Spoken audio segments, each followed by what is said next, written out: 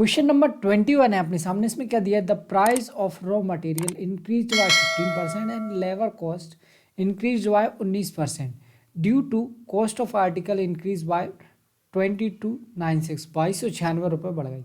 देखिए क्या बोल रहा है क्वेश्चन बोल रहा है कि रॉ मटेरियल की कॉस्ट कितनी बढ़ गई? 15% बढ़ गई। और लेबर की कॉस्ट बढ़ गई कितनी?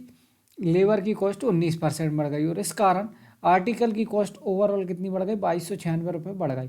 तो अपन को क्या बताना? Find the difference between increment in the price of raw material of cost of article and increase in the lower cost. दोनों के बीच का अंतर बताना है अपन को। ठीक है। If total cost article is equal to sum of material and labour cost. ये लाइन देखो इंपॉर्टेंट है। क्या बोल रहा है? टोटल कॉस्ट बराबर क्या है? टोटल कॉस्ट बराबर क्या है? रॉ मटेरियल की कॉस्ट, रॉ मटेरियल की कॉस्ट प्लस क्या है?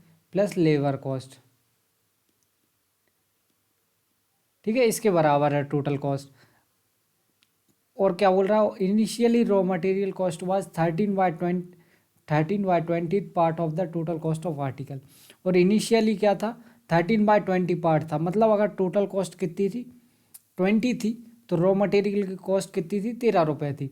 ठीक है। अगर रॉ मटेरियल की कॉस्ट 13 रुपये थी तो लेबर चार्ज कितना हो जाएगा? 7 रुपये। 13×7=20। ये चीज़ समझ में आई? अब बोलोगे हाँ सर बिल्कुल समझ में आई। अब क्या बोल रहा है कि 15% क्या हुआ? रॉ मटेरियल की कॉस्ट बढ़ गई। तो 13 का 15% निकालेंगे। 13 का 15% कितना हो जाएगा? देखो 15×3=45 की 5 हासिल किया है 4, 15 एकम 15 और 4=19। ठीक है। और 2 डिजिट के बाद पॉइंट लगा दिया तो 1.95 बढ़ गई। यहाँ अगर अपन बात करें कि 19% क्या बढ़ गया? लेबर का कॉस्ट बढ़ गया, तो इसका 19% कितना हो जाएगा? 19×7=133 और 2 डिजिट के बाद एक पॉइंट लगाना है। ठीक है।